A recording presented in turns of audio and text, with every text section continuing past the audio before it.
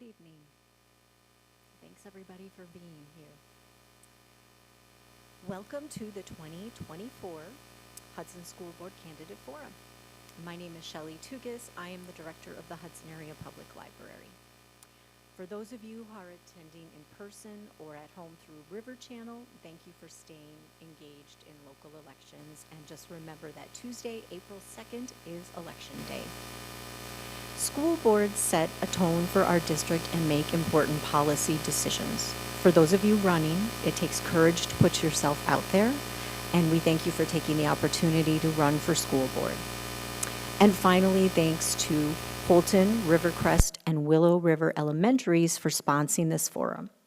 The PTOs have left up sign-ups at the front here, as well as candidate literature. So if you want to get that, be sure to stop up after the event. So logistically, each candidate will have 2 minutes per question. There's a yellow card that will go up when you have 30 seconds left, and then a red card goes up when it is time to be done.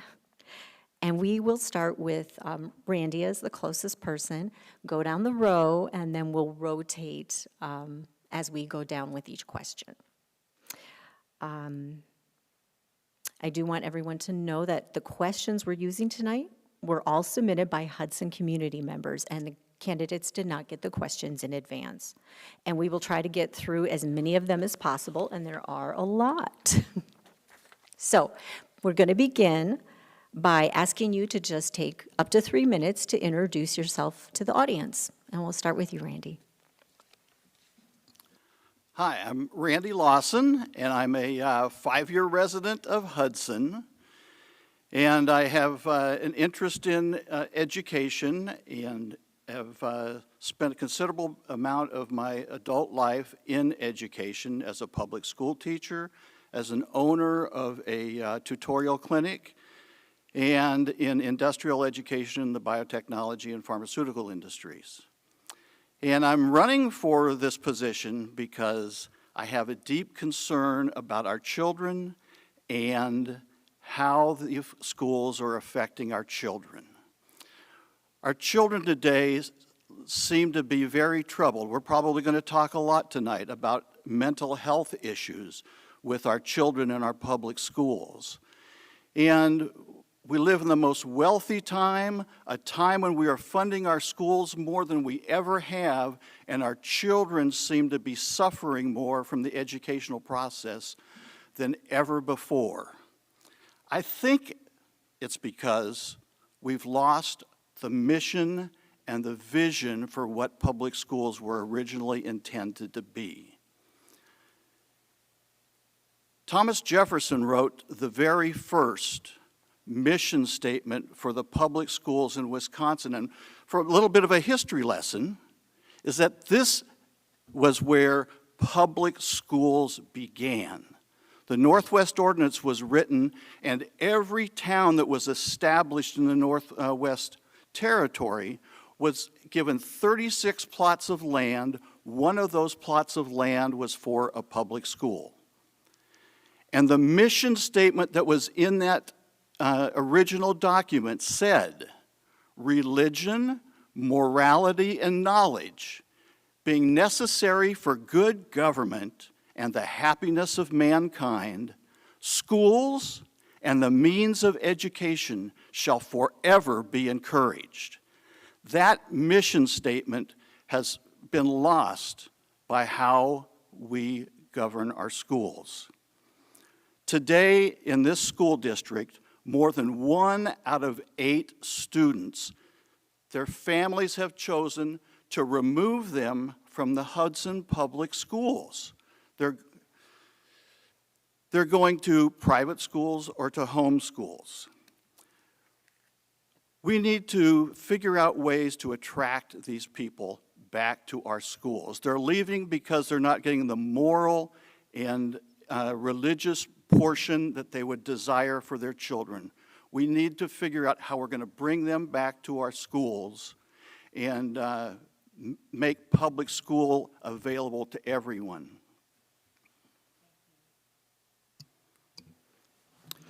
Thank you for staying on time. Go ahead. Timekeeper. Yes. Good evening. I'm Bob Bauman, and a proud dropout of speech class at UW-Eau Claire in 1989, so I'm going to read a little bit and not go too far off script. Like I said, I'm Bob Bauman. I am honored to be here tonight. I hope to give a little insight into who I am and why I enjoy serving our community and our schools. I have been a community advocate for our public schools since moving to our district almost 30 years ago. I have raised 3 wonderful children who are all graduates of our public school system. I have witnessed the importance of having a safe and high-performing learning environment with dedicated teachers and support staff, and how that experience has prepared my own children for a competitive future. For the past 6 years, it has been my privilege to serve as a member of the Hudson Board of Education. I currently serve as Board Vice President, and I truly enjoy collaborating with our current board members to build off the work of previous school boards, striving to meet our challenges while never forgetting to also celebrate the many accomplishments of our student learners. We as a community have witnessed times of incredible growth. I was very happy to serve on committees to address that growth with smart planning in a time of great uncertainty. The building we find ourselves in tonight is a prime example of a divided community after numerous failed referendums coming together and compromising with a solution that solved our high school space needs, while not investing in more property or new buildings. Now that we are experiencing a decline in enrollment, I can't help but think what a smart decision the board made at that time. It seems like an eternity since the COVID pandemic, and I hate to even almost bring it up, but I remember thinking new board members, Molly and Kate, were probably really having second thoughts of joining the school board right as the pandemic hit.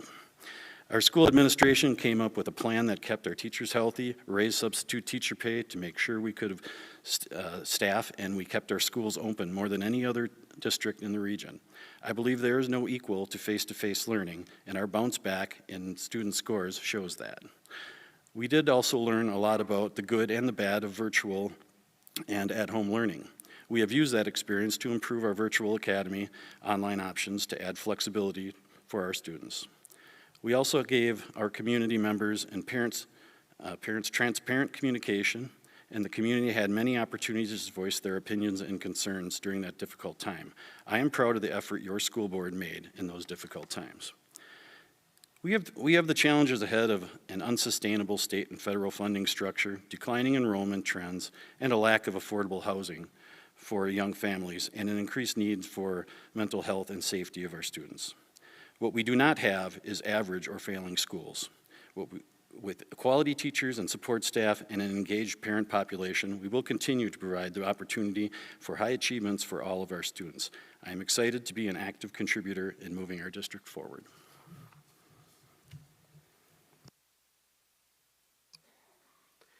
All right, well, good evening.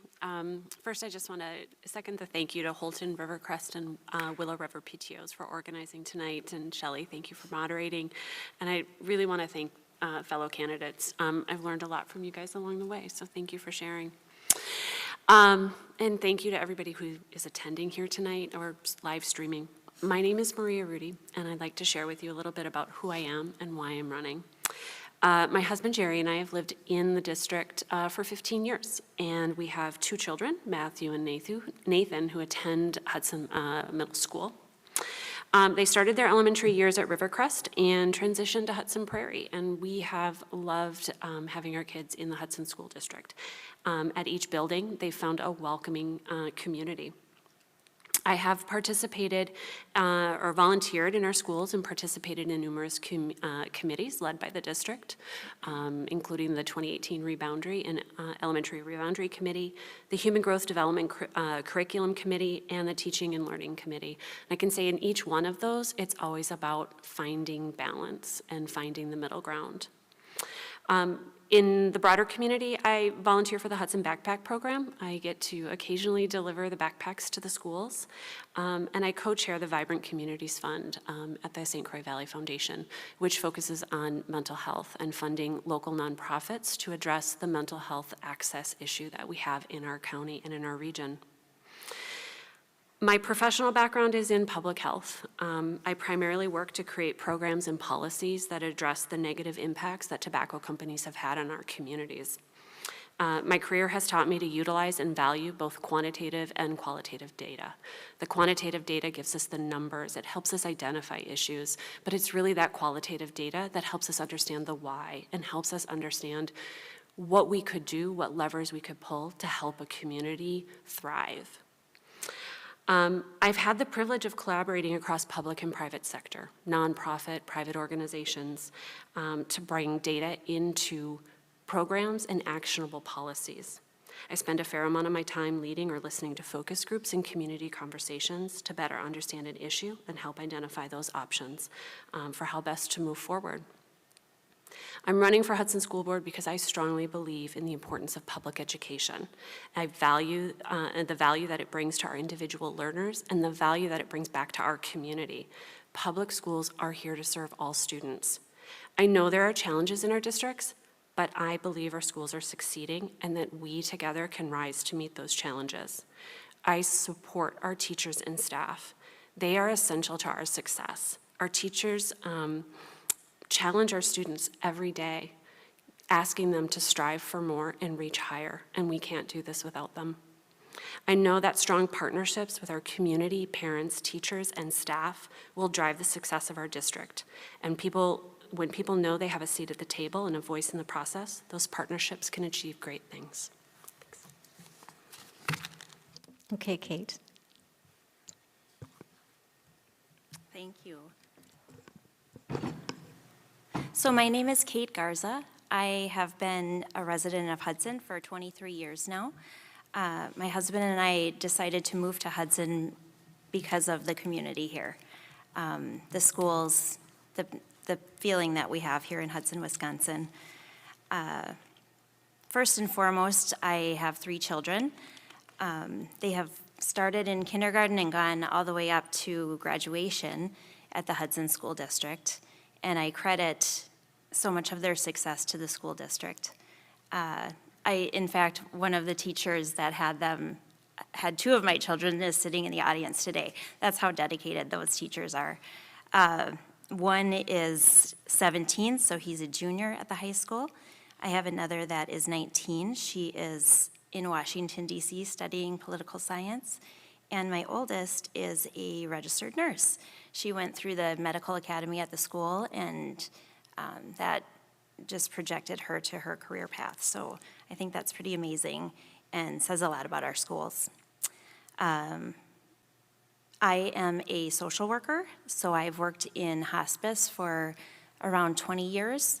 I've also worked in the community, St. Croix County, Pierce County, Polk, and Dunn, working with people with developmental disabilities, frail elder, and people with mental health issues.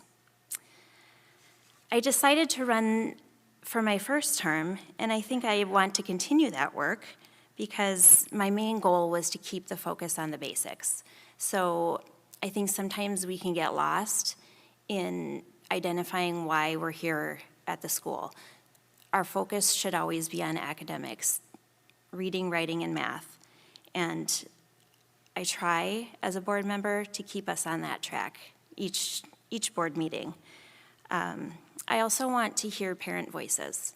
And so I want to have strong communication with our parents and maintain that with the teachers, the students, whoever might be working with those kids.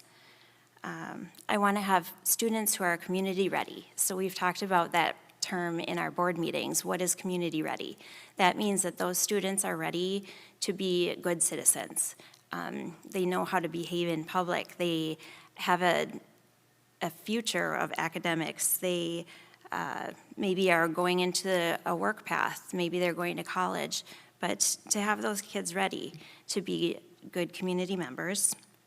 I want to be a good steward of our tax dollars. We're always watching that and going through that every single board meeting. And I want to maintain safety in our schools. So I want to continue that work. Thank you very much.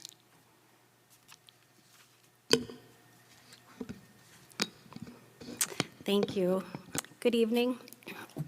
My name is Molly Powers, and I'm seeking my second term on the Hudson School Board. I am currently the board treasurer. I was born in Hudson, but I grew up in Menominee. I graduated from Gustavus Adolphus College with a double major in history and political science. I completed the coursework for a Master of Arts in Teaching at UW River Falls. I've been a resident of North Hudson for over 30 years. My husband Pat and I have 2 kids who graduated from Hudson High School in 2021, so fairly recently. I work as a part-time bookkeeper for our family business. I am a lifelong advocate of public schools. I attended public schools, and my mom was a public school teacher. And I'd like to note that the Wisconsin Constitution, Article 10, Section 3 in 1848, which I believe supersedes any previous education compacts, says that we will provide free and appropriate education for all students from the ages of 4 to 20. I believe all children deserve a high quality of education. I believe that we should nurture children to develop a love of learning that will carry them through their lives. I believe that we should equip children to think critically and be good citizens. I believe that we need to partner with parents in their students' educational journey. I believe that we need to prepare kids for post-high school life, whether that is college, tech school, career, or the armed forces. The school district is on a good path. We have continued high academic achievement. We passed a referendum for needed updates at 3 schools. We reworked the teacher compensation system so it is more clear and offers incentives for professional growth. We listened to parents who asked for a pause in closing schools. We have a purchase agreement with a local construction company for the UU property, and the district office is also listed for sale. We have some challenges as a school district. We need to continue to operate our school district in a fiscally responsible manner. We need further discussion about declining enrollment. We need to retain high-quality teachers and support staff. We need to keep test scores high and help all kids to rise up to the next level. And we need to support children in the areas of mental health and support counselors who wear many hats. Thank you. Thank you. So the first question is trying to get at your personal level of involvement in Hudson schools outside of board-related work. What groups have you participated in? What types of events have you attended? And what have this type of involvement taught you about Hudson schools and our community through your involvement? Bob, I guess we'll start with you this time. Give me any time to write my notes down. Being a resident for 30 years approximately, came to Hudson, worked in St. Paul. My wife at the time was a teacher at EP Rock. So I considered Hudson a bedroom community and didn't really pay much attention to what's going on until I was watching cable access, and that shows you what a strange person I am. And I saw a local community member railing against these people up on stage, and it was our school board meeting. And I couldn't believe the behavior I saw. I couldn't believe the steadiness that the board put up with that behavior, and I thought, well, I got to get involved with this. So I started attending school board meetings, and that, as far as, yes, it's connected to the schools, but what it brought me together. I met many people that put me in a direction where I was then involved with committees on the needs of schools, on our space needs, because we were growing so fast back then, and with the kids, obviously soccer foundation or soccer board, all the different sports, hockey association, grant writing for the association back in the days before they finally finished the rink, which I'm so happy they did. And now, just recently, I joined as a board member with the Hudson Community Foundation, which is an affiliate of the St. Croix Valley Foundation. So I've always tried to give back to my community and and I have the schools. I have that one community member, treating our board poorly, to thank for getting that rolling. And so I wish I could name more, but I'll let it go at that. And it's been a pleasure to be a part of this community, a small community that when I first moved here, I pretty much ignored. So.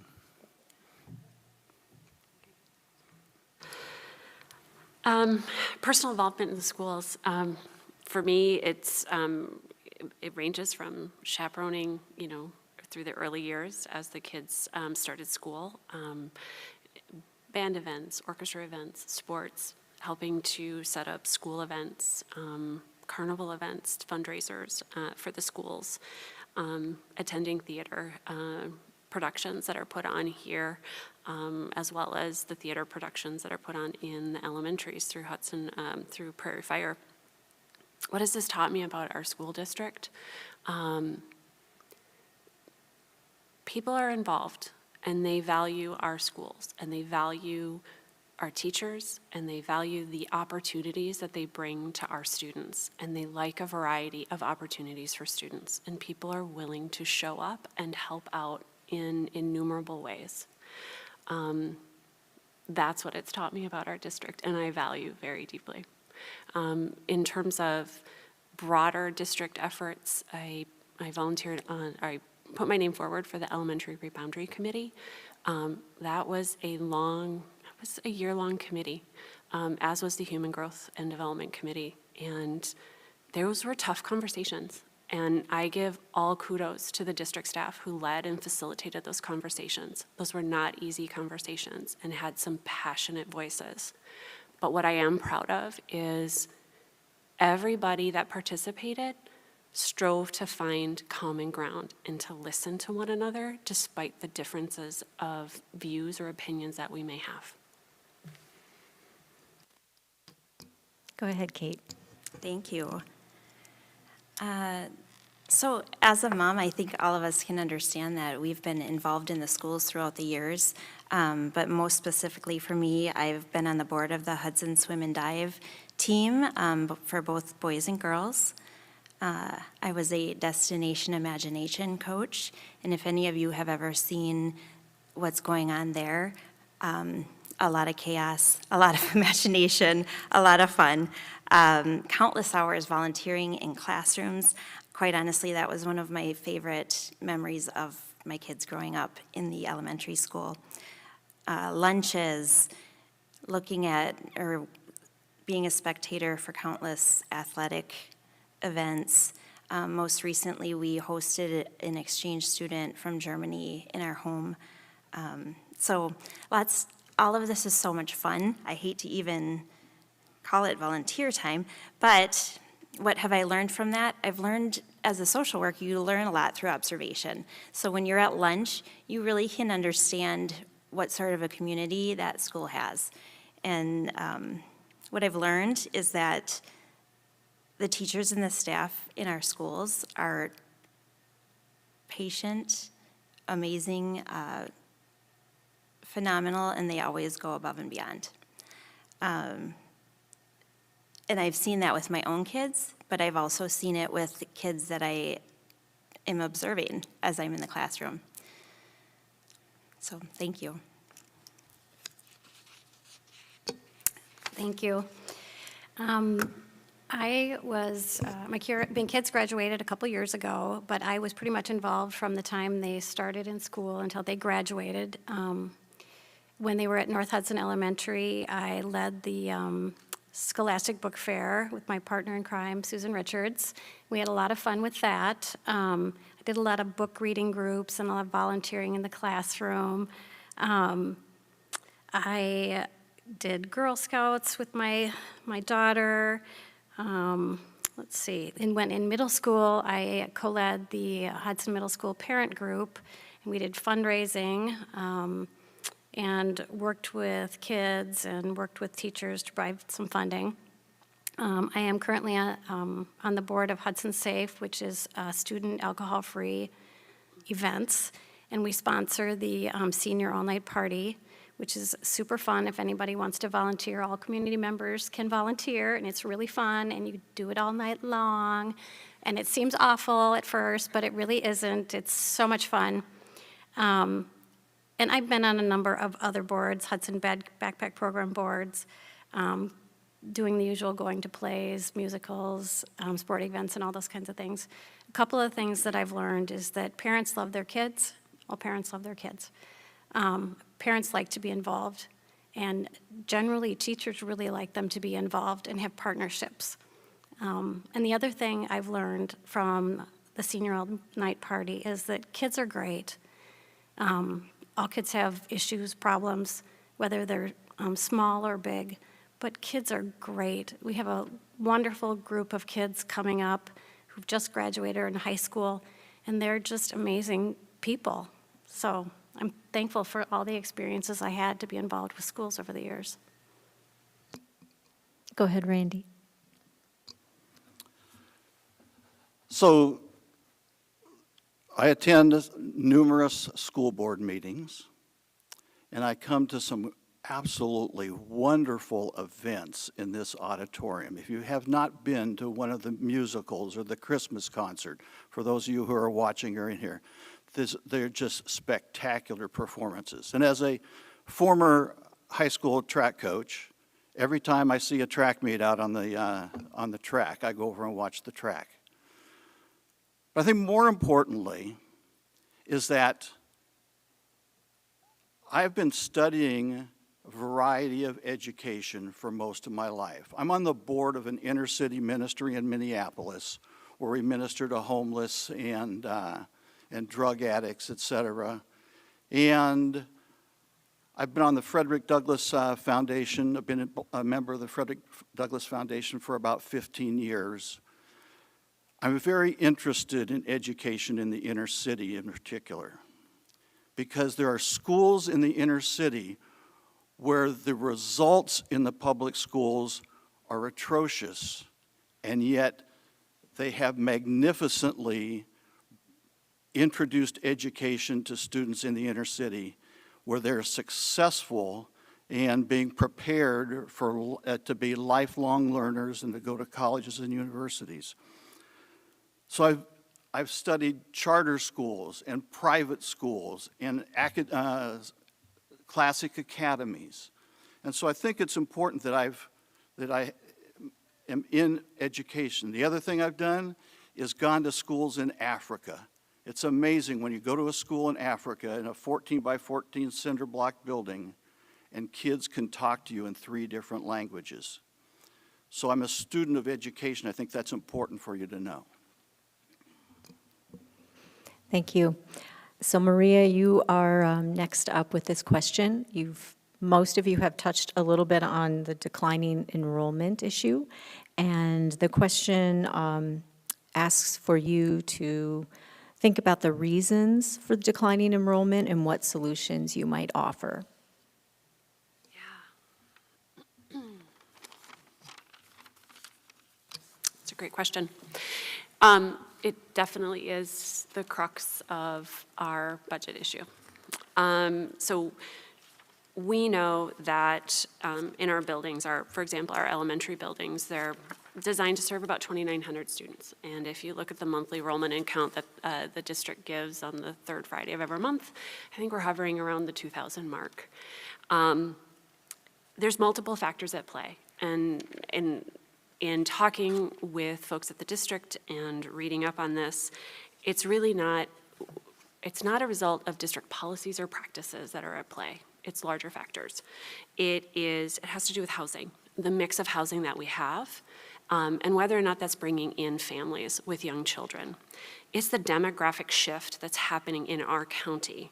For example, in 2010, we had 7.3% of our population was aged 0 to 4. Fast forward to 2023, it's 5.5% age 0 to 4. We are not growing our young population. That's a result of a declining birth rate, and that is happening across the nation. That is a factor of societal shifts and people deciding to have children later in life and deciding to have fewer children. Those are not factors a school board can impact. When we talk about declining enrollment, that has an impact to our budget because enrollment is what drives our state level funding. The lion's share of our funding comes from state or local resources. It used to be 50-50 split. We are now, I think it's estimated at 2/3 local, 1/3 state. We have a funding issue for our schools, and declining enrollment is impacting that. And that takes a broader partnership conversation with others on how to fix.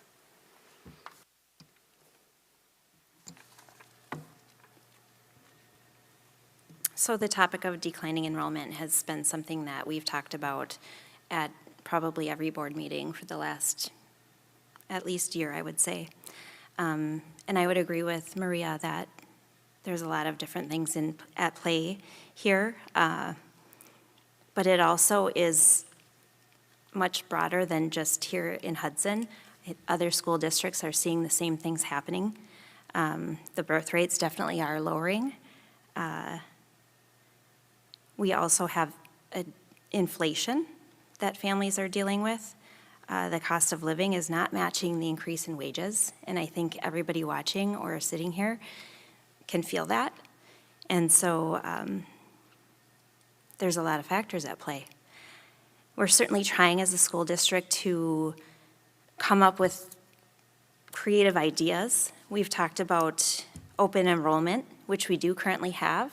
So what that means is if somebody wants to bring their kids to the Hudson School District, and maybe they live in River Falls or Baldwin or wherever it might be, they are certainly welcome in our schools.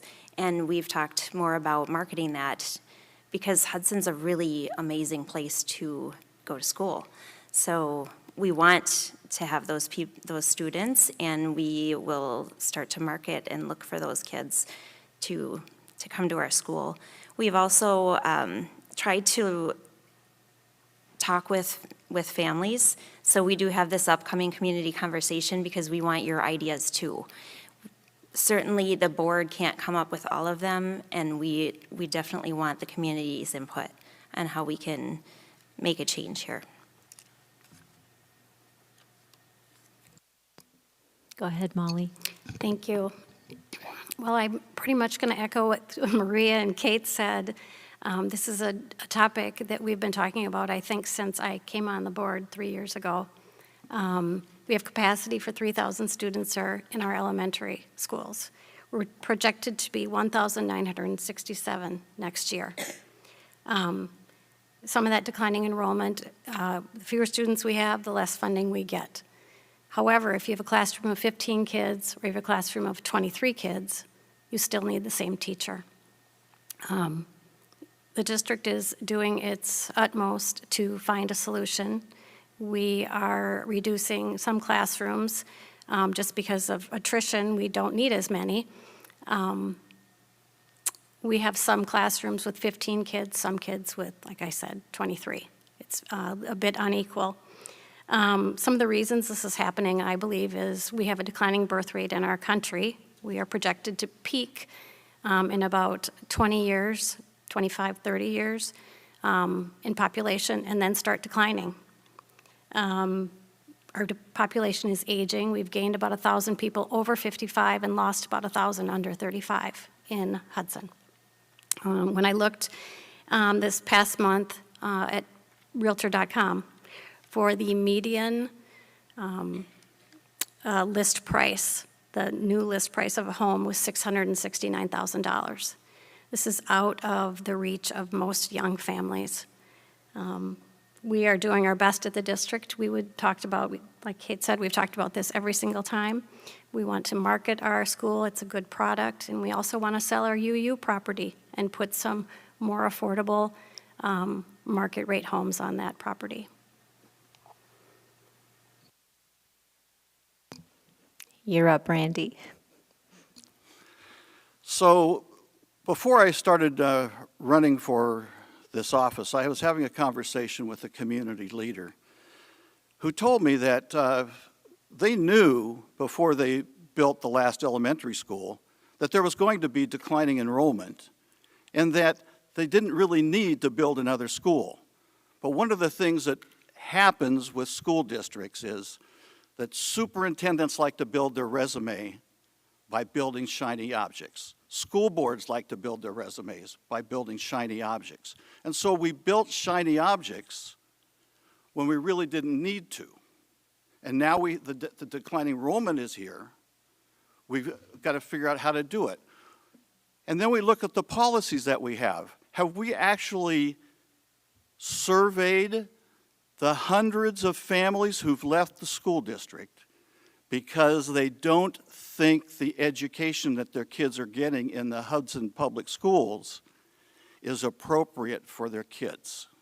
Because if we found out, that may be the better, that is where the pool of students resides that we could get back.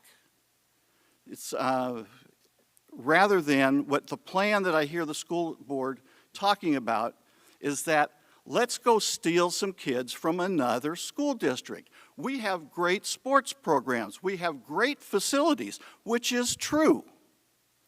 But going out and cherry picking some people because of that are special interests is not the same as going to the large pool of students that are already in the district who are spending their own resources to educate their children because they can't get what they want in the Hudson Public Schools.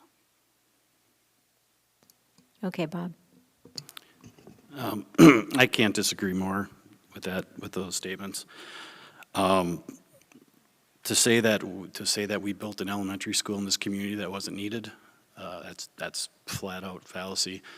We had teachers in carts. We had teachers sharing closets. The experience for our students was not right, was not acceptable, and we as a community addressed that. I don't think anybody thought our last elementary school is Rivercrest. I don't know of anybody that thinks that Rivercrest was a mistake.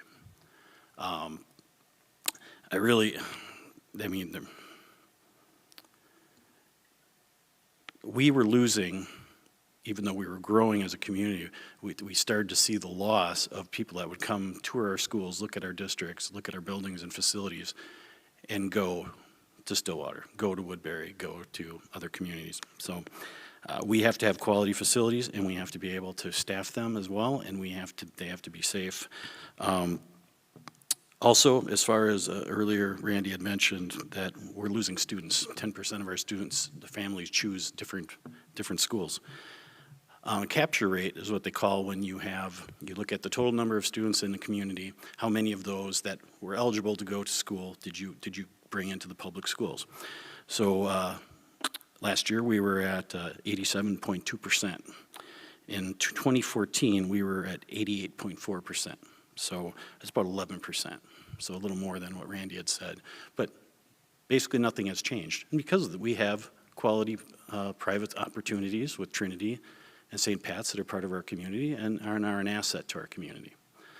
I agree with Molly and Kate on the numbers, that we've been through these numbers and why, I'll just mention, some people call parts of Hudson a kid desert, because in the new development behind the hockey arena, there's 168 houses built there, and we got 8 students in our schools out of that whole community of 168. And it's because all those houses are unaffordable to young families. Thank you. Okay, Kate, you're first on this one. It's a very direct question. The person who submitted it would like a simple yes or no answer. Regardless of circumstance, will you vote to close Holton or Willow elementary schools in the future?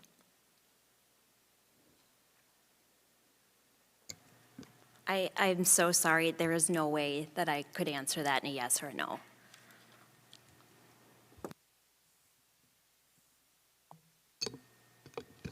I have the same answer. We don't know what the future holds. So to predict what's going to happen next year or the following year, we don't know that we'll even be on the board. So for us to say yes or no is, it wouldn't be a truthful answer. Thank you.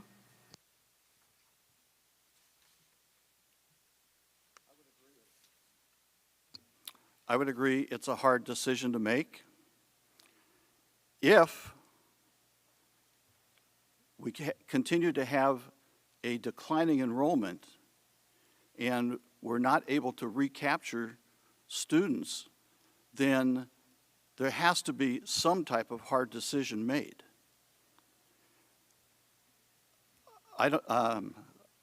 So I guess I would say I would certainly have to consider it, but I think it's a bad, I think it's a bad situation if you do.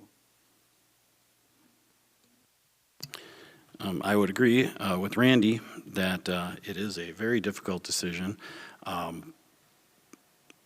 That's why we look at the future search coming up. We want to ask our community, what are you comfortable with? What are your expectations? You know, here's some realities, and moving forward, you can't ignore the financial issues. As Maria said, we have room for 3,000 elementary students, and we have 2,000 right now, and next year looking at closer to 1,900.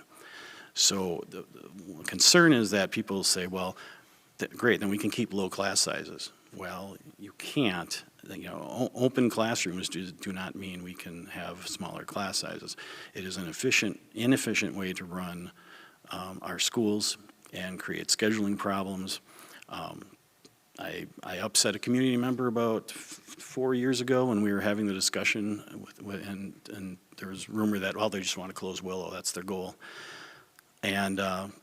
And I said, well, you know, a lot of communities, Eau Claire, Wausau, my old high school in Wausau, they've converted the high school into apartments. They've converted school buildings into community centers, senior centers. We don't have a senior center here in Hudson.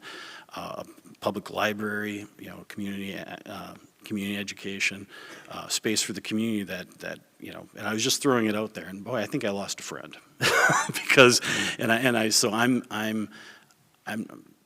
I'm going to say that the realities are the realities. If we can look at different ways to keep our schools open and the community supports that, I'm in favor of that. I'm in favor of neighborhood schools, but the realities are not looking good with this enrollment future we have. Yeah, I think, what's the term for having all like grades at one school? So like take all the second and third graders from, you know, and put them in that one school.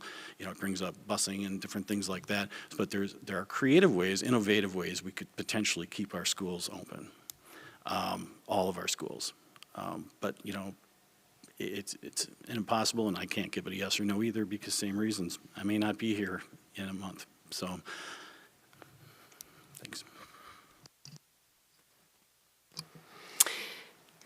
So I don't think it's a simple yes or no. I have to agree with everybody here. I supported the operational referendum when that came up for vote.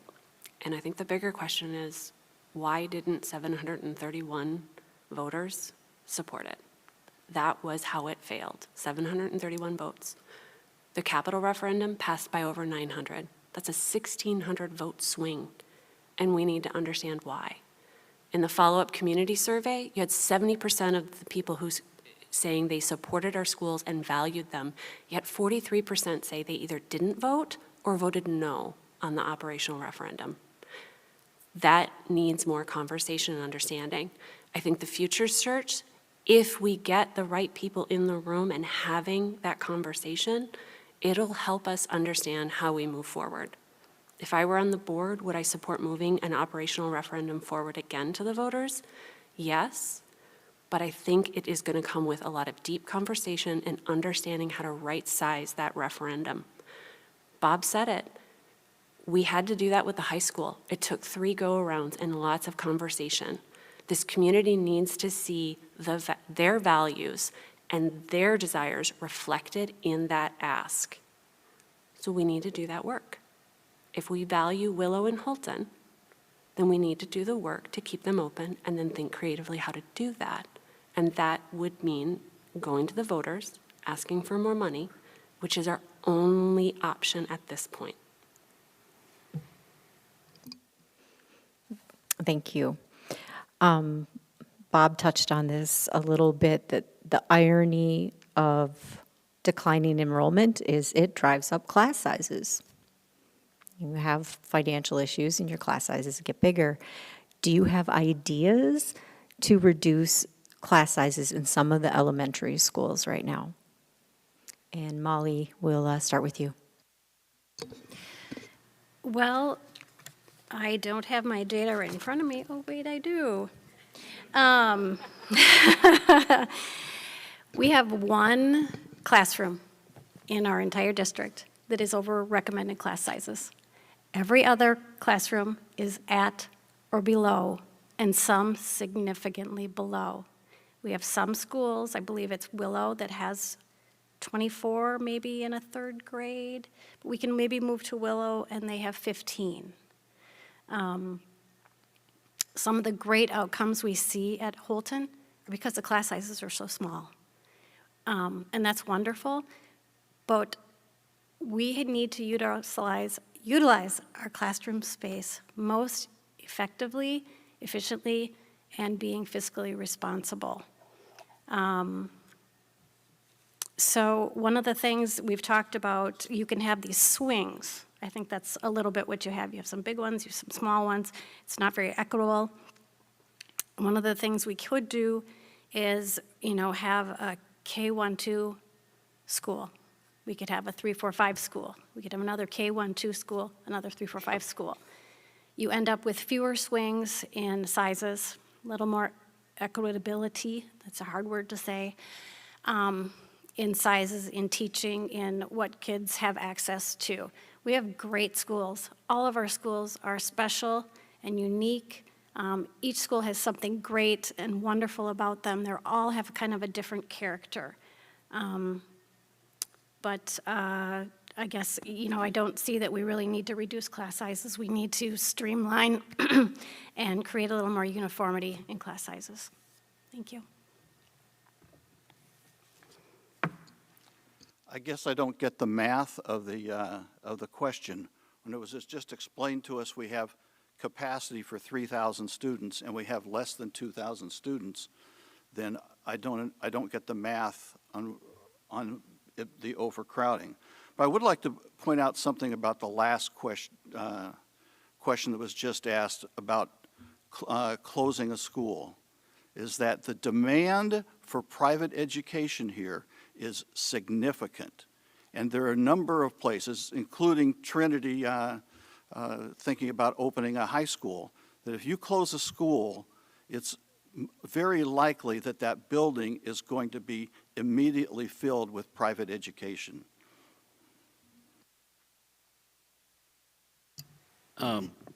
Just a note that I've been hearing that there's going to be a private high school opening up in this community for 25 years. And just maybe someday, but it hasn't happened. That was an argument that was used, why we shouldn't build a new high school, why we shouldn't remodel the one we have. Molly mentioned it, I trust her numbers because she's got her book over there. My thing about class sizes is that the perception that our class sizes are too big now. They are not. Our class sizes are lower than most Minnesota schools, and by far. I mean, by a lot. And so I think it's kind of perception. Going to a grade-alike elementary system that was discussed, there's some pluses to that, but it also reduces that neighborhood feel of your kid goes to your neighborhood school. And again, our neighborhood school is a concept that is getting old and outdated. I also like to say, if you ask somebody, they'd say, North Hudson has 269 students right now. Holton has 230. Now, I would have assumed that there was a lot more students in North Hudson than Holton. So it was a surprise. Most people say, well, there's hardly any kids going out to Holton. So that's a reason to, maybe close it, And so you look at that and you just say, again, it's perception. And again, the biggest school is Prairie at 506. I think our community needs to realize that class sizes are low. And some people have even said, well, we need safe class sizes. And I get offended by that because our class size is not safe. Now we're really drawing it out there. It's in 500 in a school, do people at Prairie with 500 kids in that school, do they feel that much? Are their test scores lower than our schools that have 200 students in? And the answer is no. That we have high performing, all of our elementary schools are high performing. The size of the school is not as critical as some people say. I don't want to see all of our schools at 500, 600, 700 like you see in some communities, but we've got a good system here, and I'm in the red, so sorry.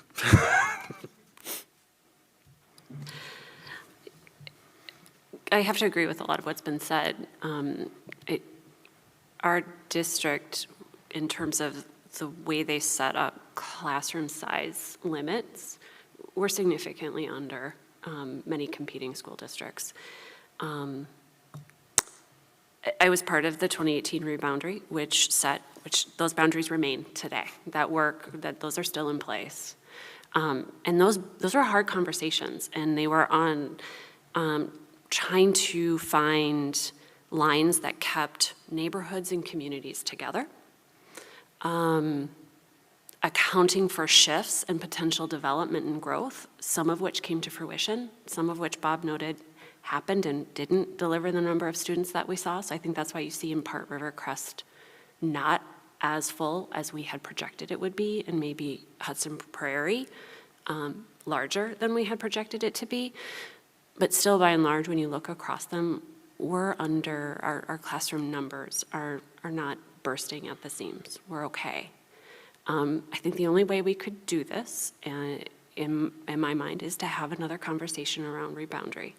I know that feels maybe not like a fun conversation, but I've been through it, and it's doable, and you can figure it out if that's what needs to happen. It's doable.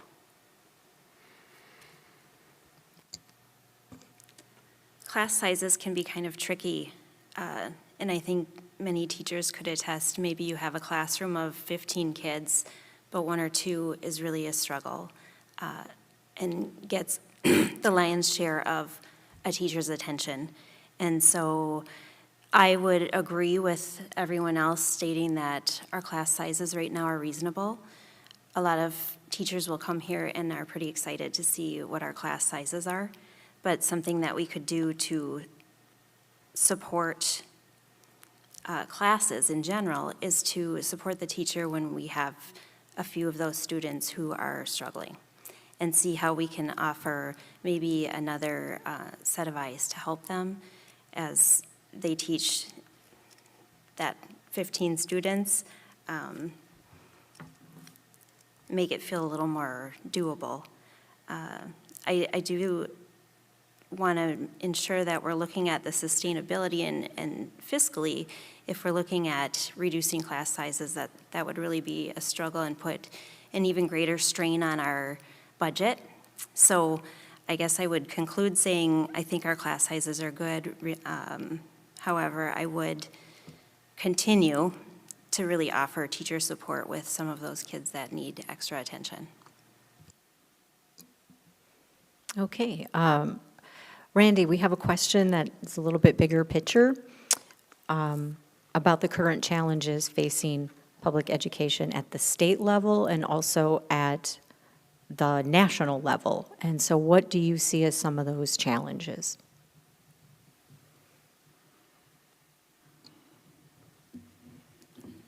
So one of the biggest challenges that I see right now is that the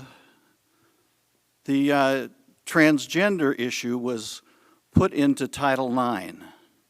And already we have the Secretary of the Department of Agriculture telling the schools across the country that if you do not support aggressive transgender affirmation, we are going to cut your school lunch programs. That means that they expect us to start providing anti-testosterone therapy and puberty blockers. It may even mean that we have to support transgender surgeries and in that affirmation. And we have to make a decision. Are we going to look after the physical health of these kids who are at risk of being mutilated? Or are we going to decide we're going to do it in order to accept federal money?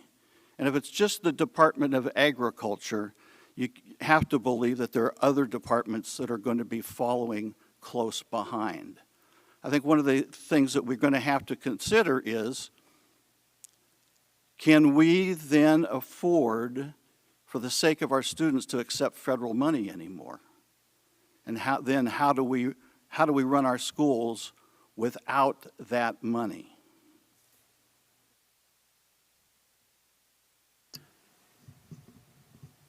The system in Wisconsin is unsustainable and has been for a while because legislators put through the lack of compensating for inflation. So it's set up to fail, and it's going to continue to be that way. You know, some things we did with our legislative push down at the Wisconsin Association of School Boards.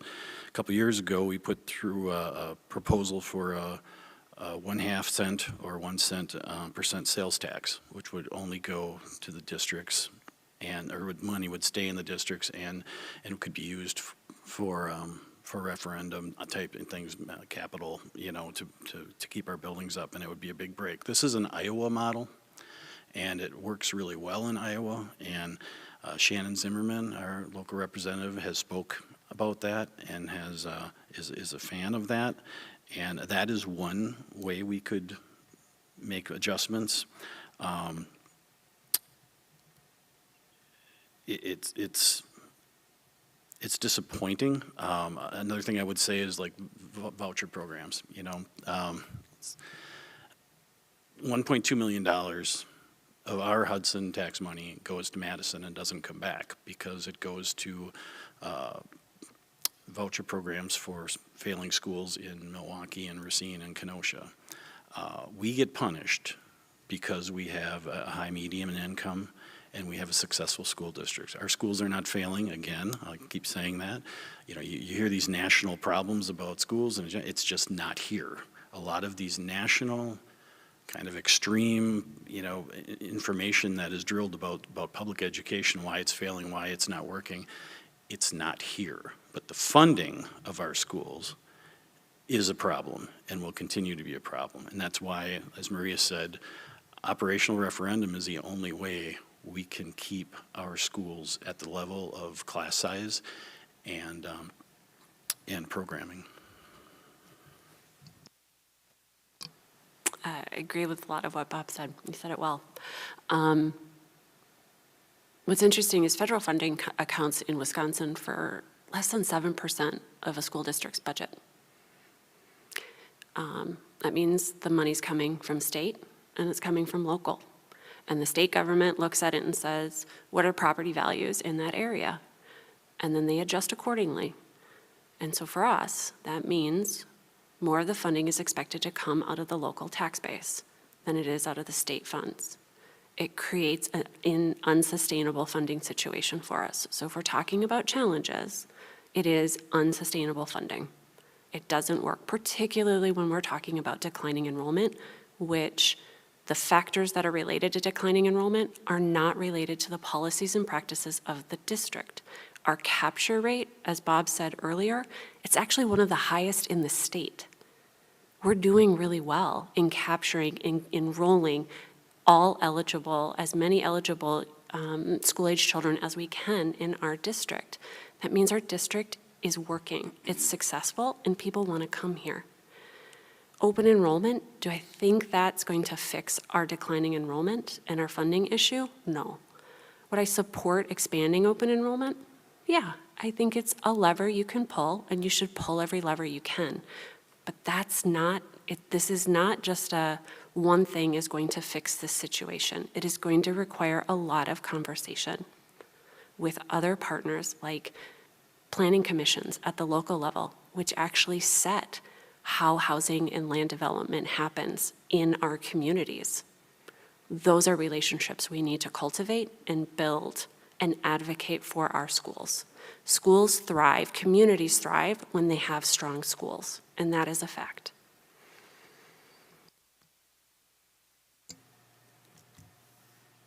I would love to see the school funding formula change. I think anytime we're looking at state or national level in accordance to schools, it's going to be about money. And I'd like to ensure that the tax dollars that you and I are paying, and we're all paying a variety of different taxes, I would like to hope that that comes back to our own community. And unfortunately, that's not what's happening right now. Our kids deserve to have that tax base come back. We are consistently inviting legislators to our meetings so that we can talk about how we can work to change this formula. We are also working with city planners on a regular basis. So we're certainly doing our due diligence to make these changes. As we all know, nothing in the government works swiftly. However, we are certainly trying to ensure that our tax dollars that we are paying in each and every day are coming back to our students.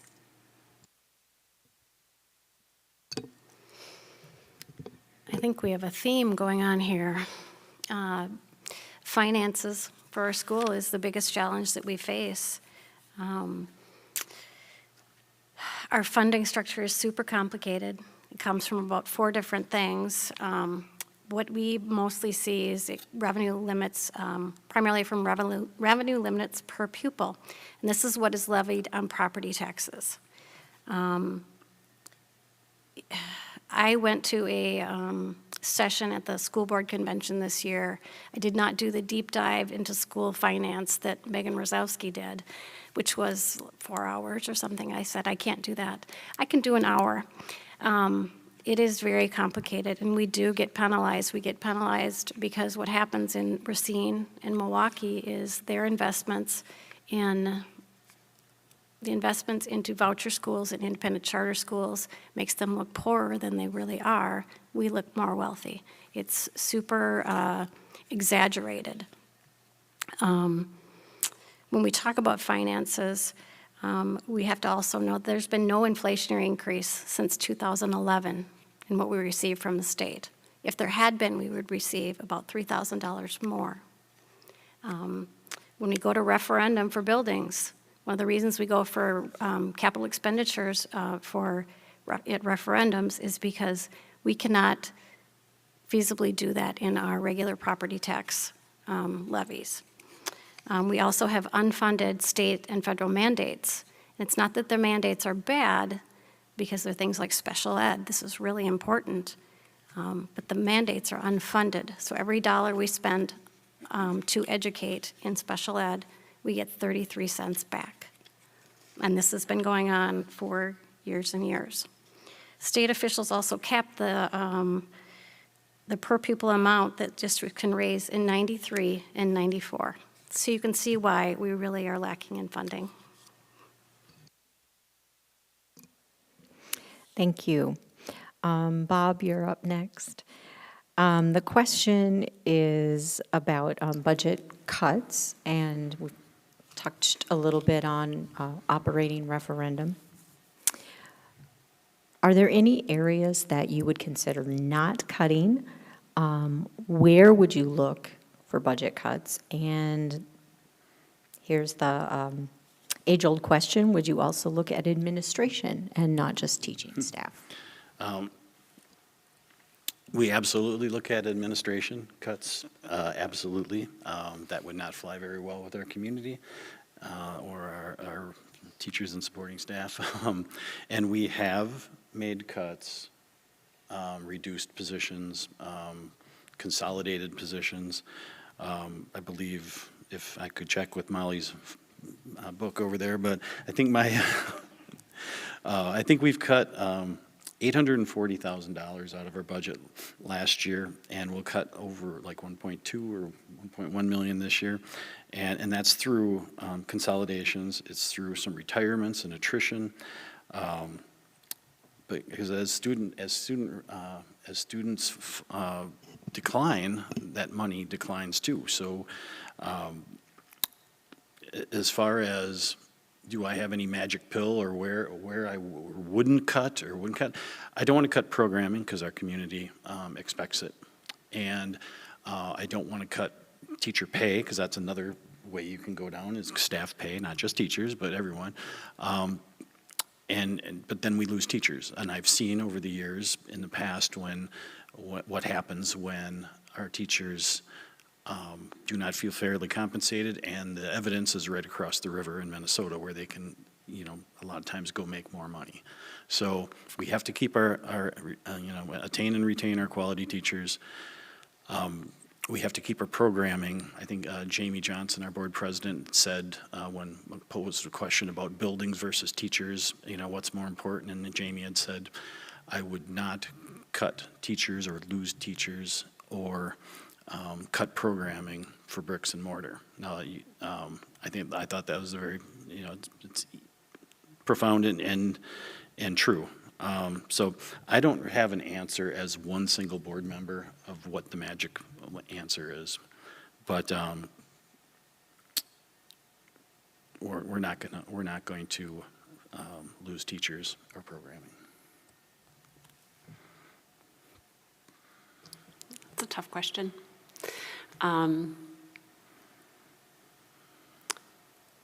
Anytime you're looking at a budget, when you have to make hard decisions, I think it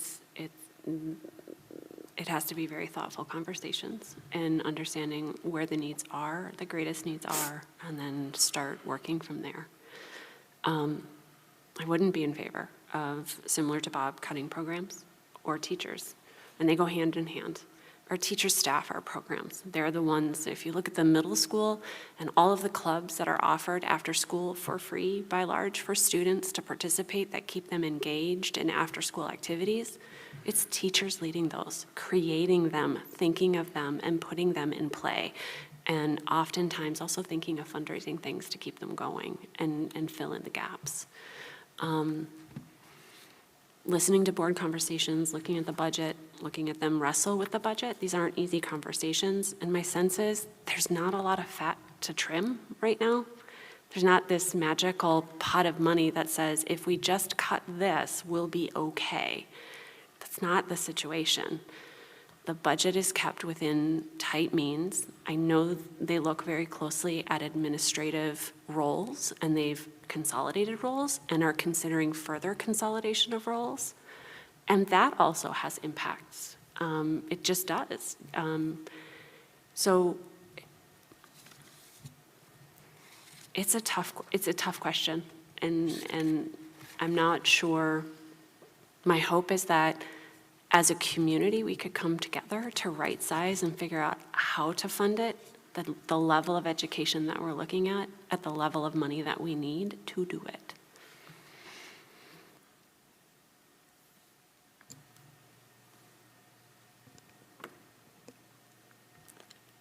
I would mimic what other people are saying.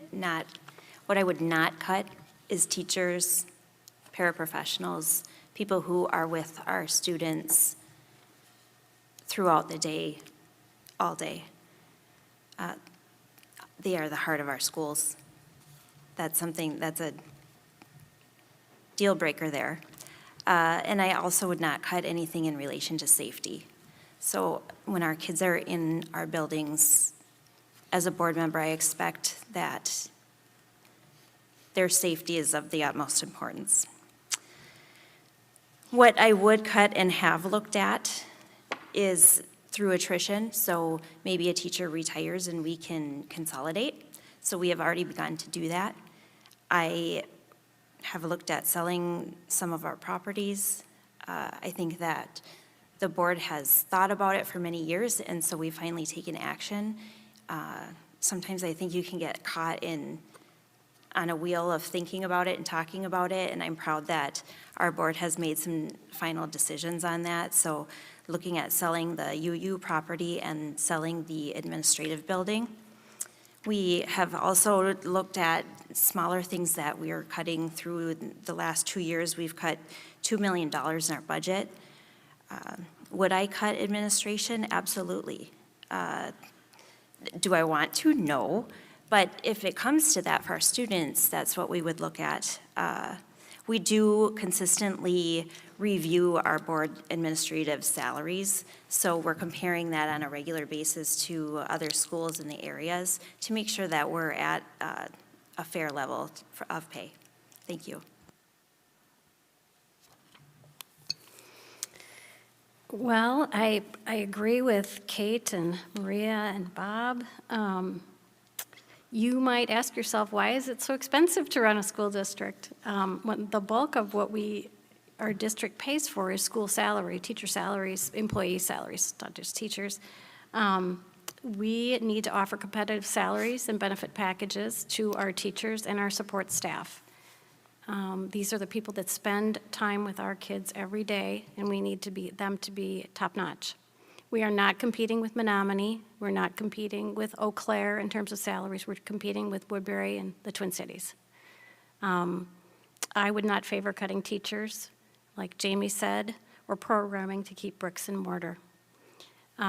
We have done a lot of cutting. We are probably close to the end, I believe, of what we can cut, and we will need to go out for an operational referendum.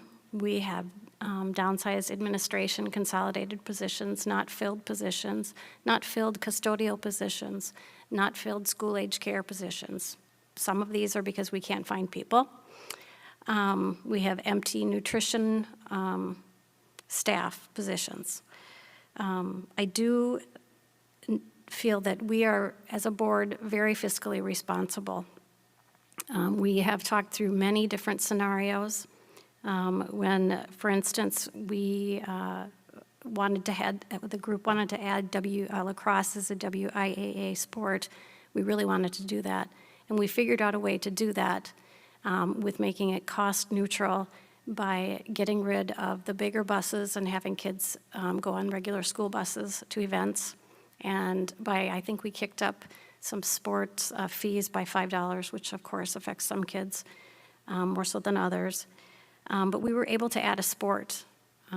So I do think we can think creatively, and we'll really look at finances to do the best that we can. Thank you. This reminds me of a story when I was a teacher in Nebraska. We were $100,000 over our school budget and didn't know what to do. The principal brings all the teachers in and says, guys, we're going to have to trim this budget down. We're $100,000 over the budget. And the English teacher kind of sheepishly raises his hand and he says, is my airplane still in that budget? He had put an airplane in the budget to see if anybody would catch it. I think we're going about this all wrong. And that is that in business, we frequently incentivize people to reduce their budgets so that they get financially compensated for the amount of money. They get a piece of the action when okay, we're going to chop $1 million out of here. I get a $50,000 bonus out of the deal. If we desperately need to reduce budgets, the best place to go is to the people that are running the show, the teachers, the principals, the administrators, and say, how can you cut money out of this budget? What if you were going to be paid a percentage of the cut, what would you cut? Great things happen from that. They're never going to satisfy everybody, but it gives the power into the people whose programs are affected, into the departments whose staff are going to be affected. Frequently, it just turns out, you know what, we're going to pay people to retire early. And that's one of the things that frequently happens. So there are ways to do this.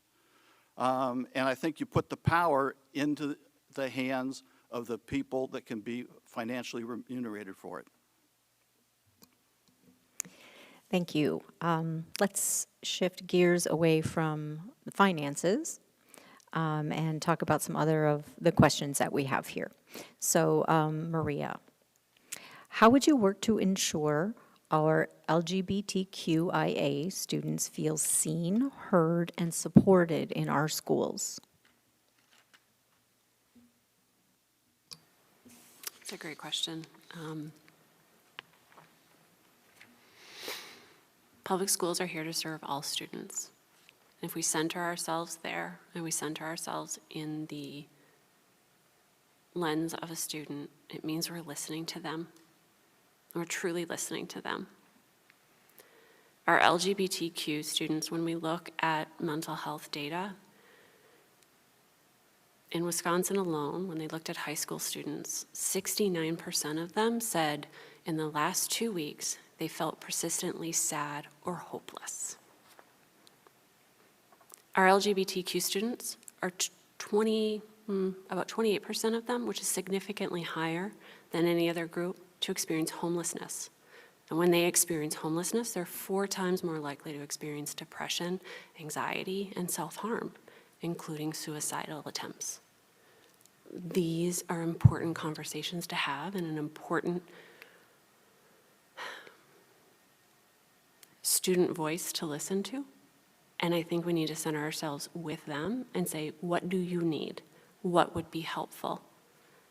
And if we're listening, we then act on that. We know that when students feel seen and heard and feel like they have a school community, it impacts their academic achievement, it impacts their mental health, and it impacts their physical health. These are all worthy conversations to have. And yes, they're conversations the school can have. And yes, they're conversations the school should have with parents involved. I understand that. As a parent, I absolutely want to hear what's going on in my kids' lives. I want to know. But I also know there's a role for our schools to have that conversation and support our students.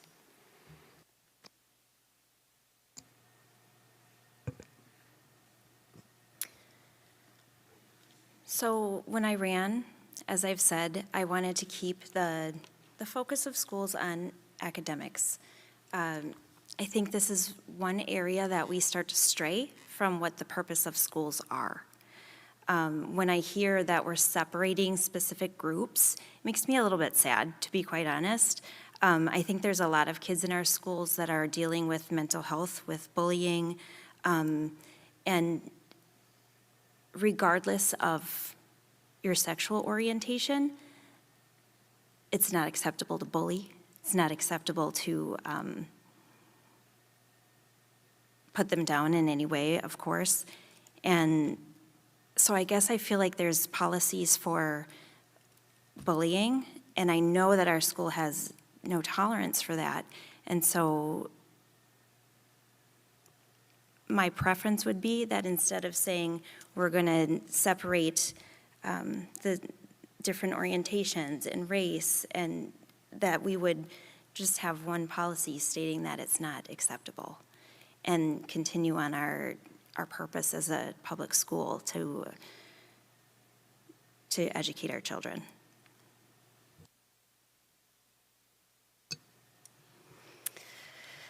This can be a very complicated issue. I'm not a parent of a child who is LGBTQ, and I can only speak as a friend of people I know who have a transgender child or a gay child. From what I understand, safety is the #1 concern for parents of an LGBTQ child. I'm sorry.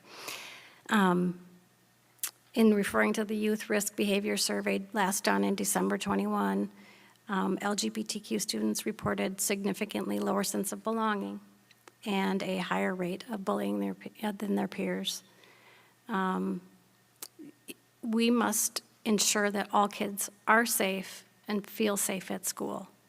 We should have zero tolerance for any type of bullying, regardless of if you are LGBTQ or disabled or a female or a male.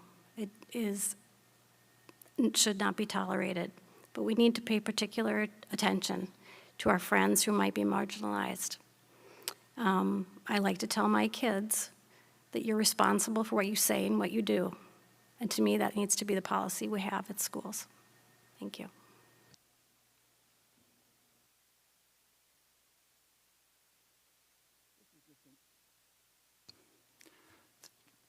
This is just a matter of teaching kids to respect each other.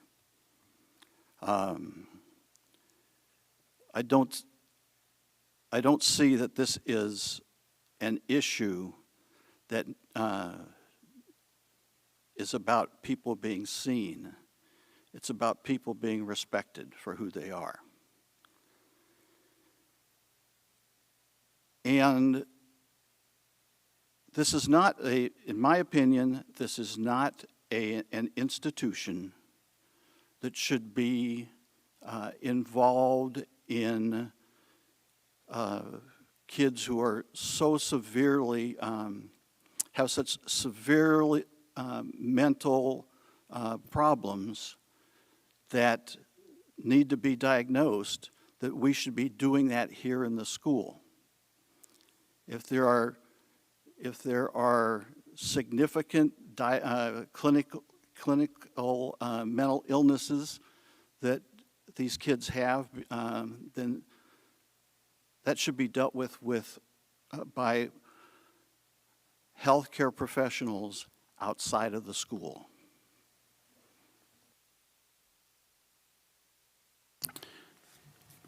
All students must be made to feel safe and respected in their school community. I think as far as our policies that we have in place, you could take an easy way out and say, well, they follow WIA and the 2022 DPI and Governor's Office directives. I'm not saying that those are right and answer every question and are specific, but under threat of lawsuit and federal funding, once again, I'm not worried about that. Some people use that as kind of a threat. It kind of goes along with diversity. We struggle with diversity of our, teachers and in Hudson here. And our kids need to, anywhere they go in the world from Hudson, they're going to walk into a more diverse community. And so we can't change our community fast enough, but we can try to prepare our students for that more diverse world, at least be aware. As far as supports, it's just not easy, and it's getting more difficult. You hear the stories of violence. I have some personal experience with someone that didn't feel like in a different community that the teachers communicated with them enough, and after a tragedy were left feeling like they were not helped. I don't want to put our counselors and our teachers on an island where they don't feel supported, like they're afraid to communicate with students. Obviously, we want to keep parents involved in our students as much as possible. It needs to be a collaborative effort on all. Again, this is one of those things where there's just no easy answer. Thank you. Kate, this next question starts with you. Some candidates have discussed wanting to keep power in the hands of parents. What does this mean to you? And how does it connect or disconnect to the concept of supporting and trusting teachers and public education? Thank you. Parental involvement is extremely important to me, and I think it is to our teachers too. So to ask the question, even does it mean that we trust our teachers, is a little bit sad to me, because I think teachers also want parent involvement. I do think that we need to remember that parents are the first line of decision-making. So if something's going on with a child and it's at school and the teacher is concerned, I think that first call should be to the parents, and they can brainstorm together. I don't think it's fair for teachers or counselors to create a separate set of rules for maybe what a child could tell them versus what the teacher then or the counselor is telling the parents. To me, that's putting a lot of responsibility on our staff. That could create a lot of confusion and mistrust amongst families. So to me, it's empowering more teachers rather than not trusting them. So, again, parent involvement is key, and trusting our teachers goes without question.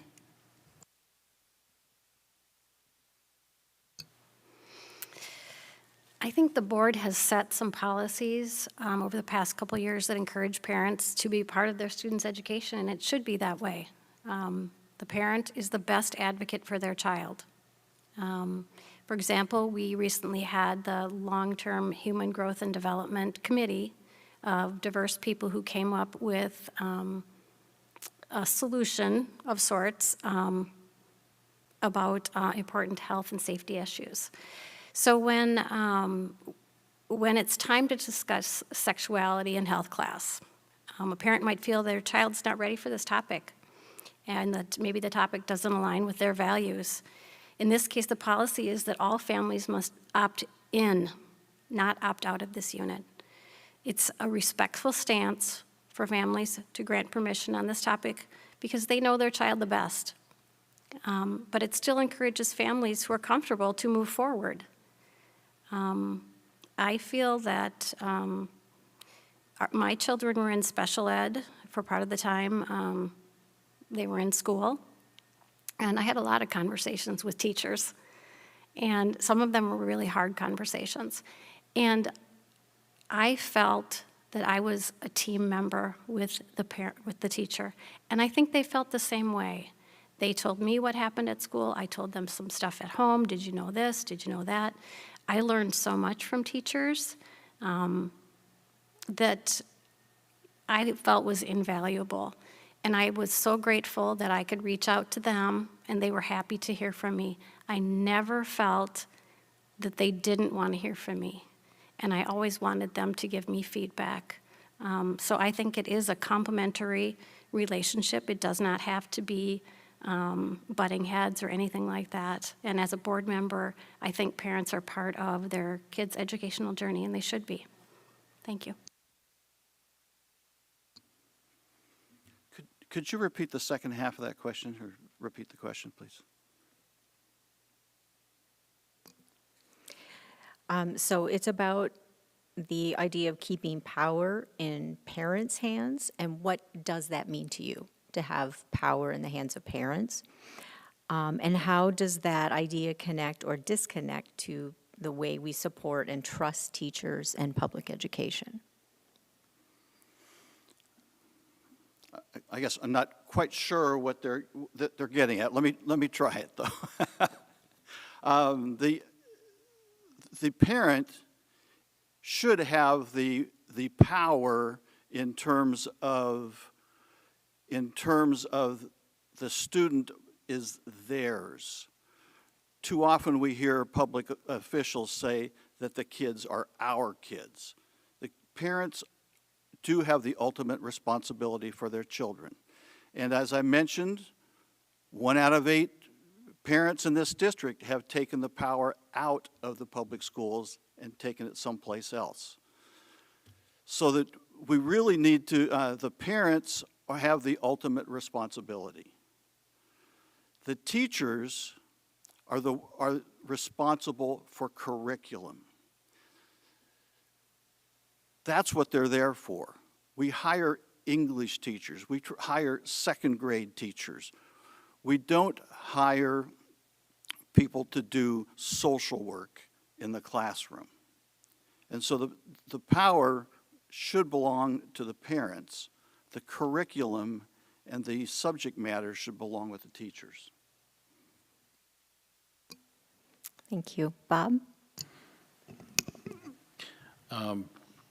Okay, we do employ counselors and social workers in our district, and I think that's a little offensive, but okay.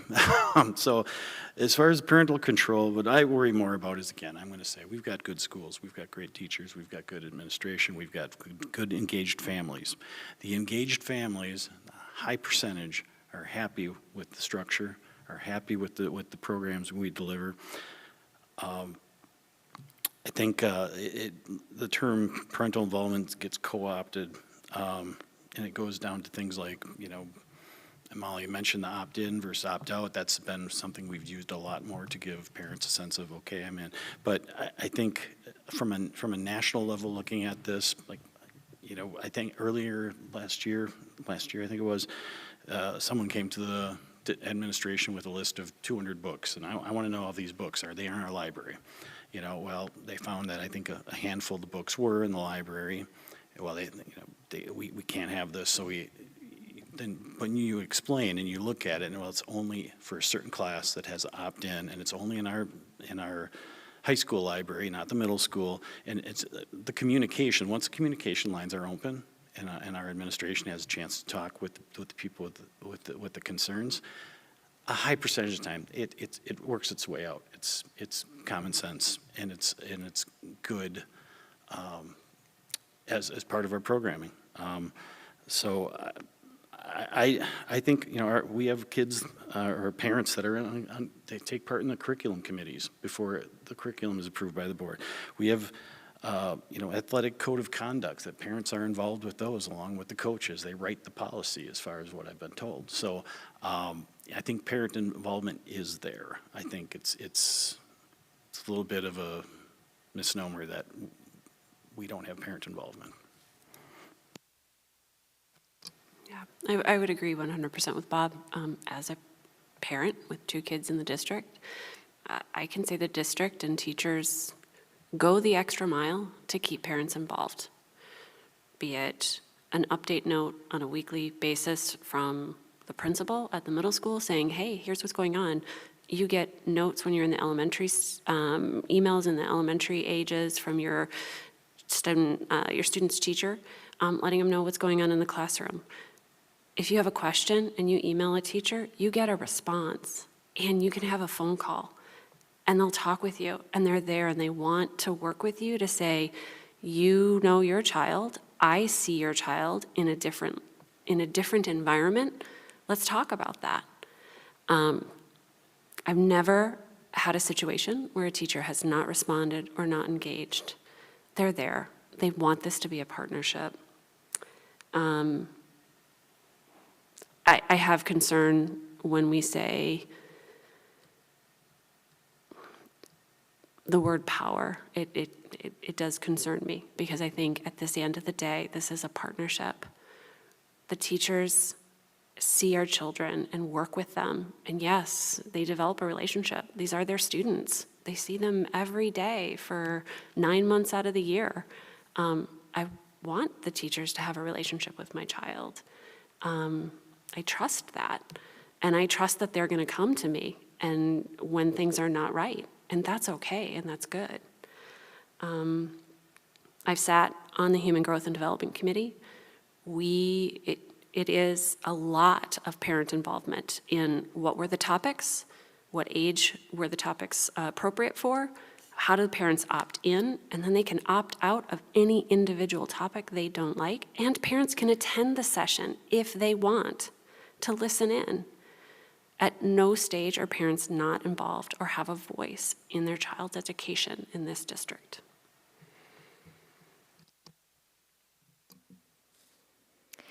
Okay, Molly, this question is about community engagement and outreach and how you do that as a board member, or how would you do it if you were elected?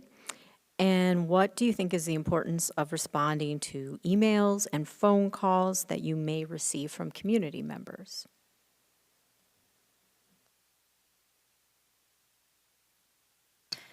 All righty. Community engagement and outreach is, it's vital. We don't always know what's going on. You may have a kid in one school and you don't know what's going on at another school, or you have friends who have high schoolers, you don't anymore. You don't have elementary kids anymore. How do you know what's going on? We as a board receive emails, every email that goes home to parents from each school weekly, or sometimes more often than that. We get those emails. I diligently read those to know what's going on, what events are happening, who's having a carnival. I'm always happy when people reach out to me. I have to tell you, I don't get many phone calls. If they call or if they email me, I will call them back. Usually that's how it works. I try to respond to every email if possible. Sometimes as a board member, the only person on the board who can speak for the board as a whole is Jamie Johnson, the president. So I cannot say something on the board like, we're going to do this. That's not my responsibility. I cannot promise anything to anyone. I try to follow up with people and say, I've heard you. Would you like to share more about that? I appreciate your concern. I can understand why this is upsetting. Sometimes reaching out to people and saying, would you like to meet for coffee? Let's talk about this a little bit more. It's really, really important to follow up with people, because if you don't get an email or a call back as a parent, that is a horrible feeling. And I am always available. If somebody wants to email, I will email them back or meet them for coffee.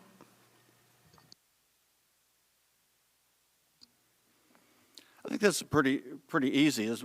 One is that I certainly would be available at each school, like once a quarter, something to that effect, meeting with the parent-teacher organization or just being available. And to take community questions, et cetera, but also just to take phone calls. I mean, this is pretty easy. I mean, I'm taking phone calls right now from people, so it seems to me that's just to set up a way to have an established communication plan. Could you repeat the whole question, please? So how do you, as a board member, do community outreach? And what is the importance of responding to emails and phone calls that you may receive from community members? I try and attend a lot of events, performing arts and sporting events. I live like right behind the high school, so I don't always have a good excuse for not walking 50 yards and coming. But I try and go to the to as many of the functions as I can, as far as listening to and meeting parents, because again, like Molly, my kids are no longer in school. So you could say, well, you've lost touch with part of that community. Well, all that experience I gained going through the whole system start to finish and the effects that have, and then connecting with the younger parents as well is quite rewarding. As far, early in my tenure, on my first term on the board, I had someone that wanted to call, and I talked on the phone with them, and their opinion of what I had said was taken a little bit not exactly what was said or meant, and so I've become a little more careful. I always respond on emails. I prefer to respond to community in emails or in person, but it's the vast majority of community members that have reached out have reasonable concerns and are have no problem with the communication or trusting. But it should be noted that some people do not have the same intentions. They are going after something. So I try and be a little very careful with that. But I listen to all sides, and whether I know going in this person is going to have a beef with me or not, or a vote I made, I'm always happy to discuss decisions that were made on the board. But also, like Molly said, just one out of 7, I do not speak for the board. So thank you.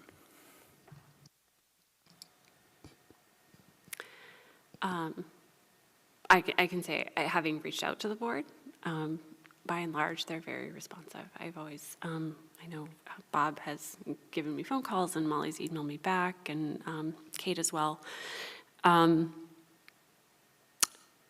I think it's twofold. It's one, it's being open to hearing outreach that comes in and hearing all voices, all perspectives that come in, absolutely. I think when I think of community engagement and I put that hat on, that means I'm not just waiting for that feedback to come in to say who's reaching out to me and sharing information, because oftentimes people won't reach out. they'll hold it, and then they'll talk with this person and this person and this person, but they're not coming back to the board or the person who needs to hear the information. And to me, that says then we need to be more proactive in reaching out to the community and having those moments of connect to just say, I'm here to listen. What would you like to share? I'm curious. How is this working for your organization? What are you seeing when you work with youth in our community? What are you seeing when you connect with our teachers and our parents? Those are important perspectives. And that requires a plan because, as Bob and Molly have alluded to, there's a structure that the board has to follow, and there are rules, and you have to be careful about how many and who's where and when you have a quorum for a board. So that's understood, but I think with planning, you can find a way to be more proactive to seek out those perspectives as well.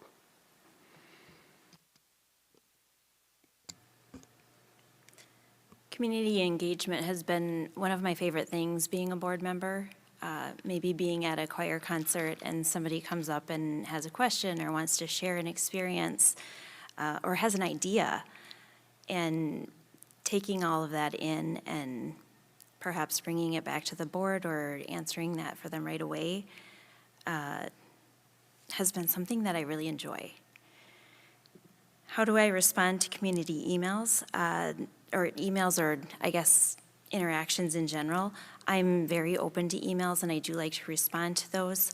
Phone calls as well. I've met people for just to discuss ideas or questions that they might have. I've also met with people who were upset. And I think once we meet face to face, some of that comes down and we can talk about agreeing to disagree, or seeing perhaps that there's more to the issue than I once knew or that I thought of just through an email. So I think it's been really exciting, the community engagement that we have in Hudson. I am blown away by how much people care about our schools, their kids, our kids in general, and so very exciting. Well, believe it or not, we are reaching the end of our evening, and we want you to each have about 3 minutes for closing comments, anything that you wished you had been asked but we didn't ask, or things that you want the audience to think about. So we're back to you, Randy, for getting us going. Well, thank you so much for participating in this forum this evening. It was my pleasure to be able to speak with you. I hope that I've been able to provide a different perspective and some unique ideas of how we can do some new things in this school district. I also hope that I've been able to provide you with some of the potential threats there are to how we currently operate and how we might be able to address some of those. I really do feel that we have lost our way in terms of the mission of education in Wisconsin. And I'm very concerned that a number of people in our community feel like the school district has pushed them out because of curriculum or because of policies within the district. And their children are due a public education as well. I am of the opinion every child deserves a public school education. And so I'll just leave you with this, and that is the mission statement that I mentioned when we began. And that mission statement was written by Thomas Jefferson. It was unanimously approved by the Congress at the time, and it says, religion, morality, and knowledge being necessary for good government and the happiness of mankind, schools and the means of education shall forever be encouraged. Thank you. I'm going to spare you my closing speech that my senior daughter at U of M told me was not worth the paper it was written on. So instead, I'm just going to say that again. I'm a positive attitude Hudson booster. And I think we've got a great community and great schools. We have challenges, yes. Can we work through them? Yes. I enjoy working with Molly and Kate on the board. They have done wonderful, and I hope they have experienced the same working with me. I know Maria has been on the numerous committees we've already talked about. I always give her credit for putting in those hours. You know, I believe Randy cares about the community as well. I'll leave you with a little story. One of my favorite memories of being on the board. Jamie Johnson, first time in like 10 years, wasn't going to be able to deliver the graduation speech to the class. So 3,000 parents and 500 kids, whatever, he asked if I would do it. And being vice president, you know, knowing what a crappy speechwriter I am, and I was very intimidated by that and probably lost 10 pounds, which is on the good side, I guess. But I found an out, and I'm dragging Kate into this because Kate's daughter was graduating last year. And so I said, hey, I know I can shorten my speech up. Kate, this would be very impactful for your daughter to hear her mother speak at her graduation. And at first, that was a big no. You know, but then after thinking about it, and probably pressure from Jessie, maybe, she agreed to do it. And I was so thankful. And I had a real quick speech in, I mentioned a hero of mine, Dick Whitcomb, who is a community member and volunteer and always at every school event with his wife, Georgia. And I spoke of that kind of community leadership, and I mentioned Dick and Georgia. What I didn't know is that their granddaughter was graduating, and Dick and Georgia were in the audience, and I didn't know that. And I was reached out by their family, and how wonderful that was. Bob, that was just so great, and I just really lucked my way into that, you know.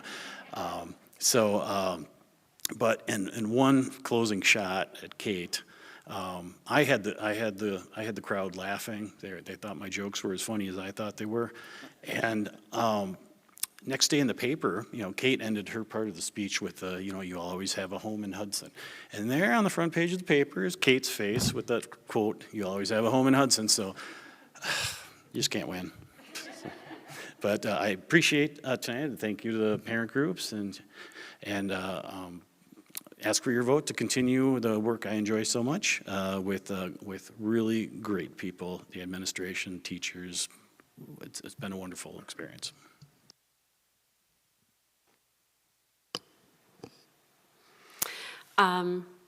Again, thank you. Thank you, Shelley, for moderating tonight, and Addison, and for bringing together the PTOs for hosting this evening. And thank you, everybody who showed up on a Tuesday night when it was pretty nice out, and before we get a snowstorm, maybe.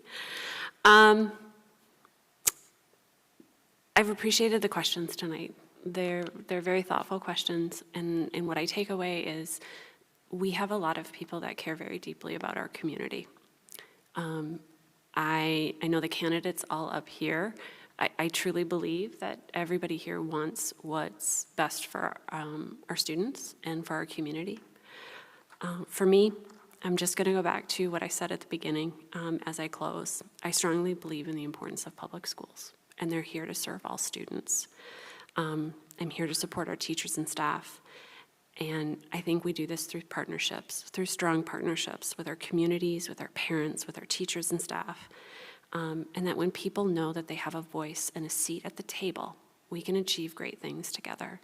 There are challenges, but we're on good ground, and we can continue the strong success we've had, and we can have even greater achievements for our community, and most importantly, for our students who work their way through their K through 12 years with us and on to other great things in their life.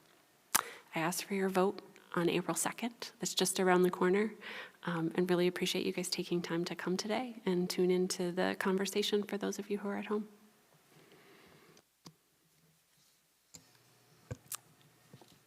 A huge thank you to everybody who organized this.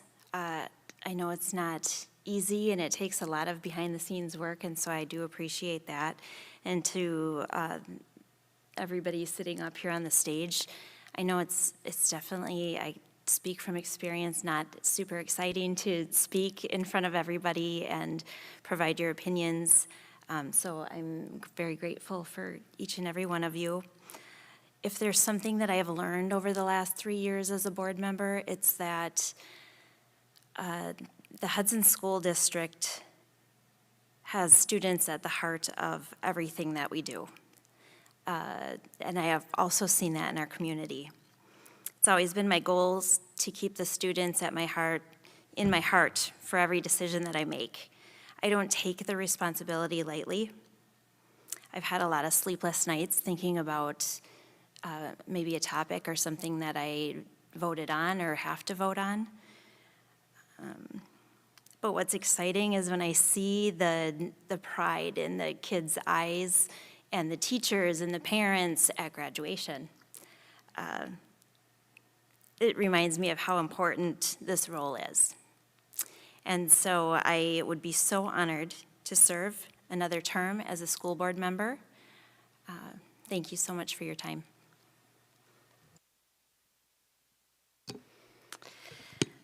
Thank you, Shelley, for emceeing. Thank you to the parent groups for bringing this event together tonight. And thank you to the voters who voted for me in 2021. I hope that I have earned that trust once again.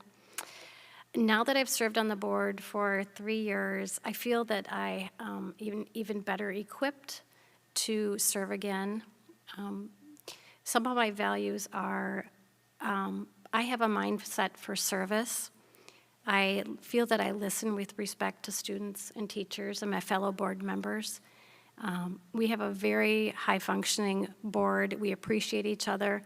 We're very different people, different jobs, different paths in lives, different political leanings, different opinions, different experiences. But we treat each other with great respect.